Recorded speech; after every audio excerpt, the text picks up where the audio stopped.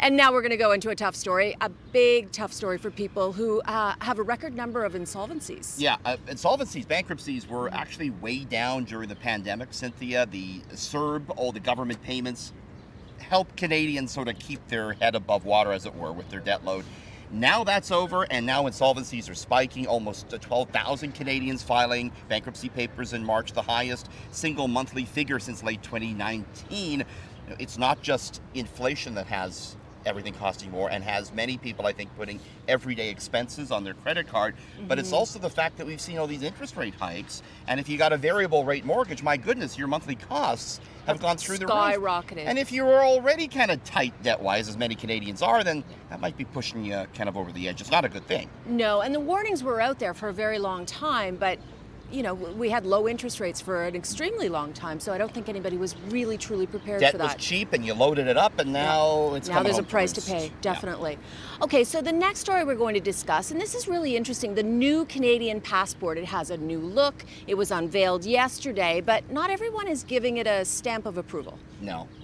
We'll get your take in a minute, Cynthia, but Okay. let's take a look at the new passport. A lot of the controversy has to do not with the cover, which there was just a slight tweak to the cover. They had a bit of a Canadian flag on there.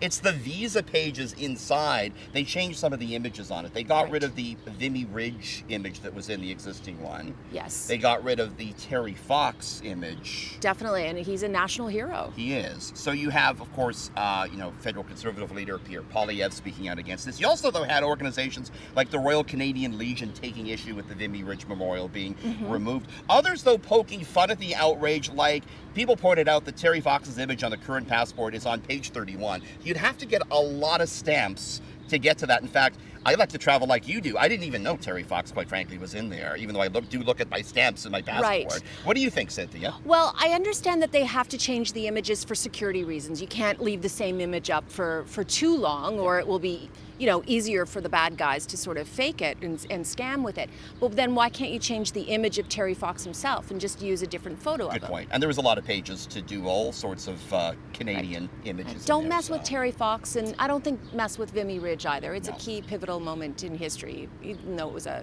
bad moment in history. Right. All right, last but not least, a check for $9 has been sold for more than 100. How much more? This is a check signed by the late Apple founder Steve Jobs. It went for $107,000 for at a auction. $9 check worth $107,000. Interesting. Here's the thing: he famously disliked giving his signature. Like if you went up and asked for an autograph, he's like, "No, I'm not doing that." Why? Do you know? He was, he's a bit of an odd duck, I think, sometimes. Well, a genius, though. Yes, a genius, but maybe when it comes to meeting people, maybe he wasn't the greatest. I don't know. But the auction house said it is a remarkable, flawless check from Steve Jobs. And, Apple memorabilia has done so well lately. An original iPhone in its original box sold in October. $30-some thousand, Cynthia. Why would you keep it in the original box all these Someone years must later? have forgotten about it. Big windfall now if they found that. Interesting. All right, Richard, as always, wonderful to speak with you. And nice to see you. It's on such a gorgeous day out here. Too.